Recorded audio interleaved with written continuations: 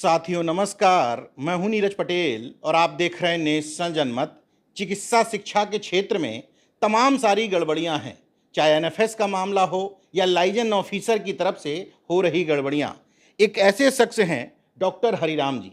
वैसे तो king George medical university में प्रोफेसर हैं, लेकिन अनुसूचित जाति जनजाति चिकित्सा शिक्षक एसोसिएशन के महासचिव भी आप हैं। इसकी हैसियत से लगातार ये लड़ाई लड़ते हैं, पत्र लिखते हैं, ज़रूरत पड़ती है तो आंदोलन भी करते हैं।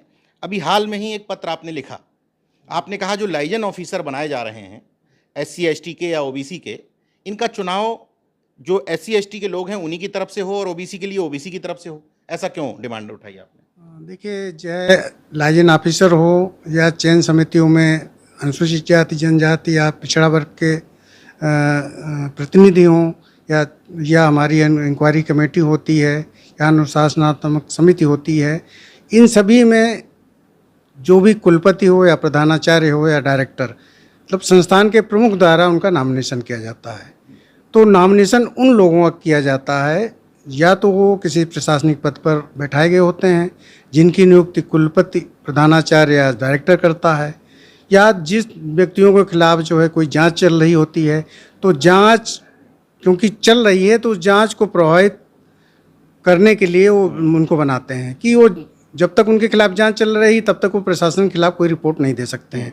तीसरे व्यक्ति वो लोग होते हैं कि भी बहुत सारे ऐसे रिपोर्ट आए हैं कि बहुत सारे लोग अनुसूचित जाति और पिछड़ा वर्ग के फर्जी सर्टिफिकेट लगाकर डॉक्टर या जो अच्छे पदों पर बैठ गए हैं, डायरेक्टर, इंजीनियर और इवन आईएएस तक हो गए हैं, तो उन लोगों को बैठाया जाता है। प्रशासन को पता होता है, उनकी कमियां पता होती हैं, उन कमियों का ही सहारा लेकर वो उनसे वही काम कराते हैं जो आरक्षित वर्ग के विरुद्ध हो।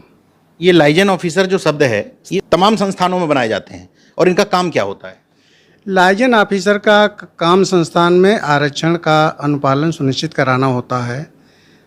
दुख के साथ ये कहना पड़ता है कि लाइजन ऑफिसर भी संस्थान द्वारा ही नियुक्त किया जाता है या संस्थान द्वारा उस ऑफिसर का नाम भेजा जाता है शासन में जो उनके अनुकूल होता है, जो उनकी बातें करता है। वो अपने समाज की बात नहीं करता है, उसको क्योंकि अपने पद पर बने रहना है तो अपने पद पर बने रहने के लिए वो सब कुछ करता है जो प्रशासन चाहता है और जो है आरक्षित वर्ग के हितों के विरुद्ध होती हैं। आपने जो पत्र लिखा उसके बाद कई सांसदों के भी पत्र आए, उसमें जनप्रतिनिधियों के पत्र आए, तो आपकी डिमांड क्या है कि लाइजन ऑफिसर कैसे बने? हमारी डिमांड ये है कि लाइजन ऑफिसर जो जिस भी संस्थान में जितने शिक्षक हैं या कर्मचारी हैं उन सभी को वोट के माध्यम से सभी लोग वोट करें। 3-4 लोगों के नाम रखे जाएं या जो प्रशासन कहे कि जो लोग लाइजन ऑफिसर या जो चयन समिति में जाने के लिए अपना चाहते हैं, समाज की लड़ाई लड़ सकते हैं, उन लोगों का नाम भेजा जाए और संबंधित कर्मचारी अधिकारी अपने प्रतिनिधि को चुने। और अगर लोकतंत्र की बात हम करते हैं तो लोकतंत्र में अगर आदमी चुन के जाता है तो किसी को इसमें कोई दिक्कत नहीं होनी चाहिए। अगर जो व्यक्ति चुन के जाएगा जो अपने लोगों की बात करेगा वहाँ, क्योंकि वो व्यक्ति जो चुन के जाएगा उसको किसी बात का डर नहीं है, वो क्योंकि वो चुना हुआ व्यक्ति है, वो जो चयन समिति में प्रमोशन कमेटी में इंक्वायरी कमेटी में जाएगा तो अपने समाज के लोगों की बातें सुनेगा सहानुभूतिपूर्वक और उस पर विचार करेगा और वो अपने समाज की लड़ाई लड़ने में सक्षम होगा। वही व्यक्ति समाज की लड़ाई लड़ पाएगा जो चुन के जाएगा। मतलब आपका कहना यह है कि जितने भी प्रोफेसर्स हैं कहीं के भी, केजीएमयू, पीजीआई या जो भी चिकित्सा संस्थान है, वहाँ के प्रोफेसर्स किसी व्यक्ति को वोट डालें और वोट से तय हो कि ये हमारा लाइजन ऑफिसर है।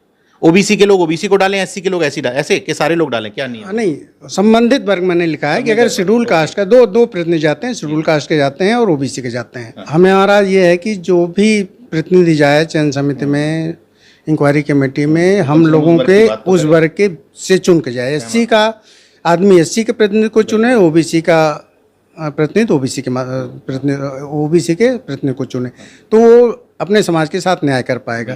क्योंकि जो अगर नॉमिनेटेड मेंबर कभी भी न्याय नहीं कर पाएगा। जो अगर डेमोक्रेसी है तो डेमोक्रेसी की बात होनी चाहिए। बाबा साहब ने पृथक निर्वाचन की बात कही थी, तो उन्होंने भी शायद इसी तरह की सोच के साथ कहा होगा उस समय कि अगर एससी वर्ग का व्यक्ति अपने को अलग से प्रतिनिधि नहीं चुनेगा तो दूसरे द्वारा चुने हुए प्रतिनिधि गुलाम बन जाएंगे, और शायद ऐसा हो भी रहा है देश में। देखिए, बाबा साहब की जो सोच थी पृथक निर्वाचन की, मैं उसका अब भी समर्थन करता हूं और बहुत सारे बुद्धिजीवी इस चीज़ का समर्थन करते हैं। क्योंकि अगर बात होती है अनुसूचित जाति के और या पिछड़ा वर्ग के वर्गों के हितों के संरक्षण की बात होती है, तो अगर जनप्रतिनिधि को सब लोग चुनकर भेजते हैं, तो क्योंकि बहुत सारी चीज़ें ऐसी होती हैं कि क्षेत्र में कि बहुत एक वर्ग उसको डिसाइड करता है, उनकी संख्या कम है लेकिन डिसाइडिंग वही होता है। तो इसलिए वो आदमी जो भी चुन के जाता है पूरे समाज के द्वारा, तो अपने समाज के हित की बात नहीं कर पाता है, पार्टी हित में फंसा रहता है, उससे ऊपर नहीं। और क्योंकि बहुत सारी पार्टियों के जो एजेंडे हैं, कोई देखिए आप अभी देखिए आरक्षण का जो बिल फाड़ा गया था वो आरक्षित वर्ग के सांसदों द्वारा ही फाड़ा गया था। इससे बड़ा दुर्भाग्य क्या हो सकता है कि आरक्षित वर्ग का होते हुए व्यक्ति आरक्षण के बिल को फाड़ रहा है। ऐसे ही गुलाम पसंद किए जाते हैं, और ऐसे गुलाम तो पसंद किए जाएंगे। अच्छा, आपने एनएफएस की भी बात की, एनएफएस को लेकर के भी आपने कई पत्र लिखे हैं, एनएफएस का क्या मामला है? एक्चुअली देखिए, विश्वविद्यालय और पब्लिक सर्विस कमीशन दो तरह की होती है। पब्लिक सर्विस कमीशन में तो इतने इंटरव्यू होते हैं, इतने लोग होते हैं, वहाँ नहीं हो पाते हैं। विश्वविद्यालयों की जहाँ तक बात है, विश्वविद्यालयों में कुलपति को भी पता रहता है कि अमुक व्यक्ति आरक्षित वर्ग का है, उसके हेड ऑफ डिपार्टमेंट को भी पता होता है, और सिलेक्शन कमेटी के जो मेंबर होते हैं उनको भी बता दिया जाता है। तो क्योंकि हेड ज़्यादातर वह सामान्य वर्ग के हैं, तो अगर कोई व्यक्ति ये अनुसूचित जाति का या पिछड़ा वर्ग का अनारक्षित सीट, जिसको ये लोग कहते हैं कि जनरल के लिए रिजर्व है, जनरल सीट कहा जाता है, कायदे से तो अनारक्षित है, उस पर कोई भी अप्लाई कर सकता है। तो पहले से डिसाइड हो जाता है कि एक दो बार मैंने ऐसे उदाहरण सुने हैं कि सिलेक्शन में बुलाए गए शेड्यूल कास्ट के लोग, उनसे डायरेक्टर ने कहा भाई देखिए ऐसा है, मैं जो है जनरल की सीट पे तो शेड्यूल कास्ट और ओबीसी को नहीं लूँगा। तो ये पहले से डिसाइडेड होता है कि साहब हमको अनारक्षित सीट पे सिर्फ जनरल को ही लेना है। तो ये चीज़ें विश्वविद्यालयों में जब तक एक्ट में संशोधन नहीं होता है तब तक ये संभव नहीं है, क्योंकि विश्वविद्यालयों में ट्रांसपेरेंसी बहुत कम है। विश्वविद्यालयों में सबको पता है कि अमुक व्यक्ति शेड्यूल कास्ट है, ओबीसी है, अगर वो अनरिजर्व सीट पे अप्लाई करता है तो उसको पहले से फीड कर दिया जाता है कि साहब इनको नहीं लेना है हमें, आदमी चाहे जितना भी काबिल हो। और अब इसका उदाहरण आप SGPI में देख सकते हैं और कई जगह पर देख सकते हैं, RML में देख सकते हैं, वहाँ पर जो है ओबीसी के काबिल कैंडिडेट्स को नहीं लिया गया। मतलब अजीब खेल है, जिन संस्थानों में बच्चे पढ़ते हैं, मतलब वहीं से उन्होंने PG पास किया है ना, और वही बात बाद में कहते हैं कि नॉट फाउंड सुटेबल, यानी कि आपने पढ़ाया ठीक से नहीं, आपके संस्थान पे ही सवाल उठते हैं। नहीं, ये संस्थान के लोगों को NFS कर दे रहे हैं।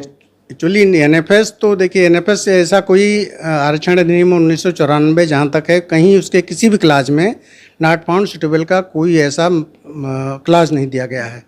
तो नॉट फाउंड सुटेबल तो नियम विरुद्ध है। कहीं इसका ना तो संविधान में हमारे जिक्र है, ना तो हमारे आरक्षण एक्ट में जिक्र है।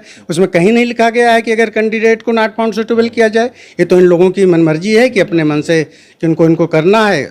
दूसरी सबसे बड़ी विसंगति ये होती है कि अपने लोगों को सीनियर बनाने की, अगर अभी सीट निकली, बैकलॉग में निकली या सामान्य विज्ञान में निकली, सामान्य वर्ग के कैंडिडेट को इस साल उन्होंने सिलेक्ट कर लिया और आरक्षित वर्ग के कैंडिडेट को अगले साल कर लिया, तो एक साल जूनियर होगा, ज़िंदगी में कभी वो हेड नहीं बन पाएगा और कभी डीन नहीं बन पाएगा और किसी प्रशासनिक पद पर लायक नहीं रहेगा, क्योंकि वो जूनियर रहे उससे। अगर आपको लगता है कि NFS गड़बड़ी है और NFS जानबूझ करके लाया गया एक सिगूफा है, तो क्या तरीका है, NFS को कैसे ख़त्म किया जा सकता है? देखिए, राजनीतिक मंचों पर तो देखिए बहुत सारी बातें होती हैं कि हम आरक्षण, मेरे रहते हुए आरक्षण नहीं खत्म हो सकता है, लेकिन पर्दे के पीछे क्या होता है कि सभी को मालूम है कि मुझे बड़ा दुख है इस बात का कि जो लोग आरक्षण के अनुपालन की बात करते हैं और वही लोग आरक्षण का पालन सुनिश्चित कराने में नाकामयाब होते हैं। तो जहाँ तक NFS की बात है, तो मुझे लगता है कि NFS के लिए अगर शेड्यूल कास्ट OBC कैंडिडेट को किया जाता है तो कम से कम 2 या 3 अन्य शेड्यूल कास्ट के लोगों से भी सहमत लेनी चाहिए।